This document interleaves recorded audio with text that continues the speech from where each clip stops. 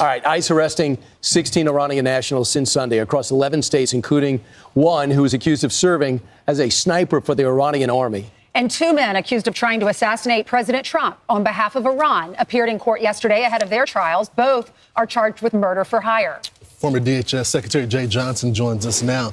I think, Mr. Secretary, thanks so much for joining the program. This is just another account of the failed Biden border policies that we have to deal with right now, right?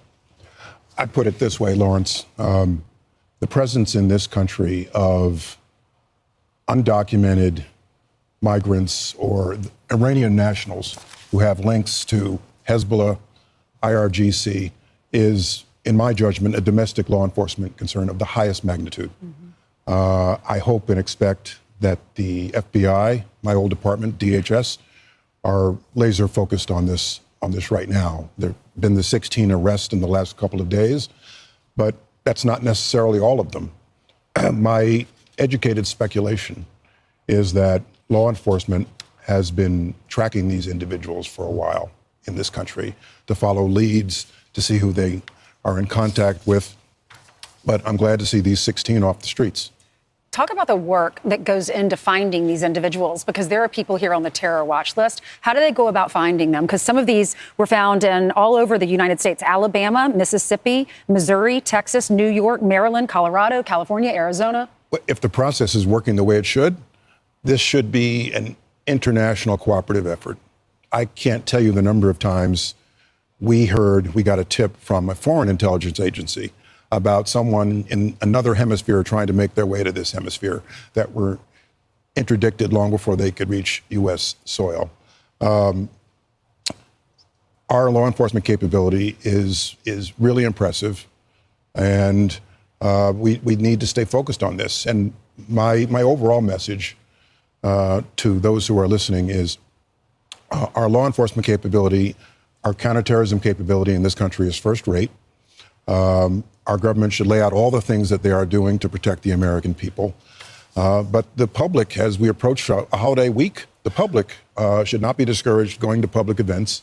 And the public has a role to play, too. If you see something, say something is still a valid public safety tool, and it does make a difference. I love the fact that the FBI quickly moved on Iranian illegals here because of the sleeper cell worry, and that president evidently was told at the G7 from some of our allies that look out for sleeper cells that are ready to be activated here in the U.S., and it's got to be a concern. And sleepers don't necessarily follow the direction from their sponsors.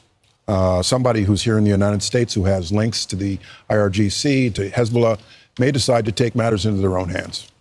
So, Mr. Secretary, I want to get your comments on this vice mayor. What is that city called? It's called Cudahy. It's in California. Her name is Cynthia Gonzalez. This is what she posted on social media, and she got a knock on the door from the FBI. Watch. Are all about territory, and this is 18th Street, and this is Florence. You guys tag everything up, claiming hood. And now that your hood's being invaded by the biggest gang there is, there ain't a peep out of you. It's everyone else who's not about the gang life that's out there protesting and speaking up. We're out there like fighting our turf, protecting our people. And like, where you at? Telling the gangs to get ready to take on ICE. Yeah, that comment is inappropriate, whether you're the vice mayor of her city or LA or New York or Poughkeepsie, New York. That's an inappropriate comment. And let me add this. What I used to tell people at ICE when I was secretary, Tom Homan included, was when you're out on the streets doing your job, use common sense, because one notorious incident can turbocharge a sanctuary city movement, like we're seeing right now across this country. The ideal situation is where local law enforcement is working effectively with ICE to find these people in pretrial detention, find these people as their sentences end and they're about to be released, put detainers on them, and deport the criminals. And they're not cooperating now, Mr. Secretary. Back then, you actually deported more people. 3 million. They're not cooperating. And they didn't show up the way that they show up now. Yeah. I mean, they're doxing these agents. They're surrounding them. I can just imagine. What would you do in this situation when your cops were surrounded? In sanctuary cities. I personally would talk to the mayor of New York, the mayor of Philadelphia, and the mayor of dozens of other cities to say, you have to work with us. Don't wait for there to be a tragic incident in your city before you decide you need to work with ICE. Let's make this relationship work now. So DHS commented on that video. She did end up taking that video down. The comments made by the vice mayor of Cudahy, California, Cynthia Gonzalez, are despicable. This kind of garbage has led to a more than 500% increase in assaults against our ICE law enforcement officers.